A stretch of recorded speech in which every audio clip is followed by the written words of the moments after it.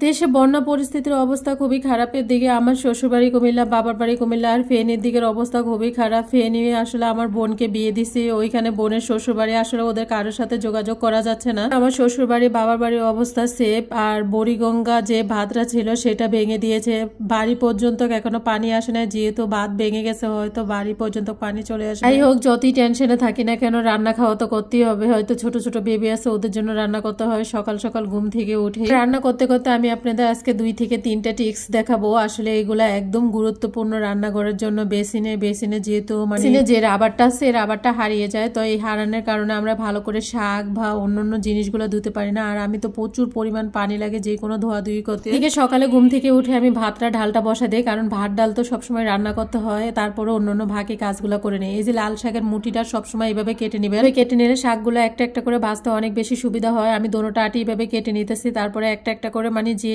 ওই একটা একটা করে মানে ওইভাবে বাছার থেকে এইভাবে বাছাটা খুবই তাড়াতাড়ি হয়ে যায়। এইভাবে ট্রাই করে দেখবেন, 5 মিনিটের ভিতরে সবগুলা শাক পরিষ্কার করে ফেলতে পারবেন। আর আমার কাছে কেন জানি মনে হয়েছে এই টিপসটা আপনাদের সাথে শেয়ার করলে আপনাদের খুবই উপকারে আসবে। আমরা প্রতিটা গৃহিণী অনেক বেশি ব্যস্ত থাকি, অনেকটা সময় দিতে হয় ফেসবুকে বা অনলাইনে বা বাচ্চাদেরকে সবকিছু মিলে। তো এই জন্য আমি চাইছি যে মানে আমরা একটু তাড়াহুড়া ভাবে যেভাবে কাজটা করা যায় ওইভাবেই আপনাদের সাথে শেয়ার করলাম। যাই হোক, আমার ননসের বাড়ি হচ্ছে মুরাদনগর, তো ওই সাইডে এখন পর্যন্ত পানি আসে না, বাড়ির কাছাকাছি এখনো পানি আসে না। তো আমাদের কাছের মানুষ যারা আছে এখন পর্যন্ত সেফ, বাকিটা তো বলা যাচ্ছে না, দেখা যাক কি হোক। বুড়িচঙ্গার বাঁধটা যেহেতু ভেঙে গেছে, মানে পানির স্রোতরা আসলে কোন দিকে যায় কিছুই বলা যাচ্ছে না। সবার বাড়িতে তো প্রয়োজনীয় জিনিসপত্র থাকে, পানি যতক্ষণ পর্যন্ত না আসে অতক্ষণ পর্যন্ত কেউই সরতে চায় না বাড়ি থেকে। আল্লাহ আল্লাহ করে বাড়ি পর্যন্ত পানি না আসলেই হয়। দেখা যাক, মুহূর্তে আমাদের দোয়া ছাড়া কোনো উপায়ই নেই। ফেনীর দিকের অবস্থা সবচেয়ে বেশি খারাপ। ফেনী যে মেন শহর, সেখানে তো গলা পর্যন্ত পানি। যাই হোক, আমি মাছগুলা কিছুটা ফ্রিজে রেখে দিছি, আর যেগুলো রান্না করবো ওইগুলো নিয়ে নিচ্ছি। আর এখানে আমি তো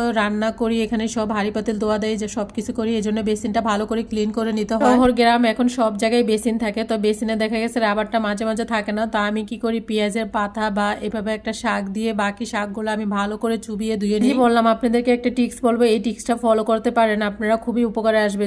যে রাবারটা, ওই রাবারটা আমার বাসায় আবার থাকে না, আনলে কিছুদিন পরে পরে আরাফাত ভাই হারিয়ে ফেলে। আমি শাকটা ভালো করে দিয়ে তারপর ধুয়ে নিলাম। এই যে কি সুন্দর করে একদম ক্লিন করে কিন্তু ধুয়ে ফেলছি শাকগুলো। যাই হোক, আজকে টিপসটা কিছুটা হলো আপনাদের উপকারে আসবে আশা করি। আসলে যাই হোক, ওই যে বন্যার কথা বলতেছিলাম, আসলে এত দূর দূর মানুষ অনেক কষ্টে আছে, পান দেওয়া দূরতা, ওদেরকে উদ্ধার করতে হবে। ঢাকা থেকে অনেক রেস্কিউ টিম যাচ্ছে, দেখলাম প্রবাসী হেলিকপ্টার, সেটা দিয়ে মানে আটকে আছে, তাদের সন্ধান পেলে হেলিকপ্টার গিয়ে উদ্ধার করবে। সবাই সবার মতো করে চেষ্টা করতেছে। বাংলাদেশের বিভিন্ন টিম থেকে শুরু করে সাধারণ মানুষ থেকে শুরু করে যে যার মতো করে সাহায্য করতে। টিএসসি মোড় দেখলাম পান সংগ্রহ করা হচ্ছে, যারা পান দিতে চান টিএসসি এর আশেপাশে আছেন বা দিয়ে আসতে পারেন, বা এলাকার আশেপাশে যারা যাচ্ছে এর সাথে যোগাযোগ করতে পারেন। প্রতিটা এলাকার ভিতরেই কিন্তু এখন পান সংগ্রহ করছে, আর টিম কিন্তু মানে যদি আপনার অথেন্টিক মনে হয় তাহলে আপনি সেখানে হেল্প করতে পারেন। আপনি চাইলে যে কোনো জায়গায় গেলে কিন্তু হেল্প করতে পারেন। পান দিতে চান, চেষ্টা করবেন বাচ্চাদের কথা মাথায় রেখে একটা ফুড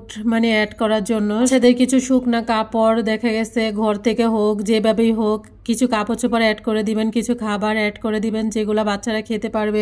শুকনা খাবার তো সবাই দিতেছে, কমন যেগুলা পানি, এই জিনিসগুলা বেশি দরকার। মানুষের কোন রকম খেয়ে বেঁচে থাকতে হবে, আমি ওইরকম কোনো কিছুই দেই নেই। আমি এখানে যা সামান্য পারছে আমি কিছু টাকা দিয়ে দিছিলাম। আমার পাশে ছোট ভাই তারা ওরা যাচ্ছে, মানে এখান থেকে টিম যাচ্ছে। মুহূর্তে যে পরিমাণ বন্যা, পানির ভিতরে 10-12 ঘন্টা, তার থেকেও বেশি ছিল। এই জন্য আমাদের একদম ইম্পর্টেন্ট হয়েছে মেডিসিন গুলো আগে তাদের কাছে পৌঁছানো। মধ্যে অনেকক্ষণ সময় পানিতে থাকলে হাতের ভিতরে ঘাও হয়ে যায়। এর ভিতরে কিন্তু এই মলম গুলা কিন্তু আছে, এই মলম গুলাও কিন্তু এগুলার সাথে কিন্তু কটাক করা যায়। এমন বন্যা পরিস্থিতি বাংলাদেশ লাস্ট কবে দেখেছিলাম আমার জানাও নাই, আর এই প্রথম দেখলাম। আল্লাহ সবাইকে হেফাজত করুক। এই মুহূর্তে আমাদের দোয়াই ছাড়া কোনো উপায় নেই, দোয়া করতে হবে, এই মানুষগুলা পাশে দাঁড়াতে হবে। প্রতি মুহূর্ত শুধু দোয়া করতেছে, আল্লাহ আর বৃষ্টি দিও না, আল্লাহ আর বৃষ্টি দিও না। সারাদিন বৃষ্টি ছিল না, একটু রৌদ্র উঠেছে, মানে আল্লাহর কাছে এত বেশি ভালো লাগছে রৌদ্র দেখে। আল্লাহর কাছে সবসময় প্রার্থনা করি আল্লাহ সবাইকে ভালো রাখুক, সুস্থ রাখুক, হেফাজতে রাখুক। আজকের মতো এই পর্যন্ত কি।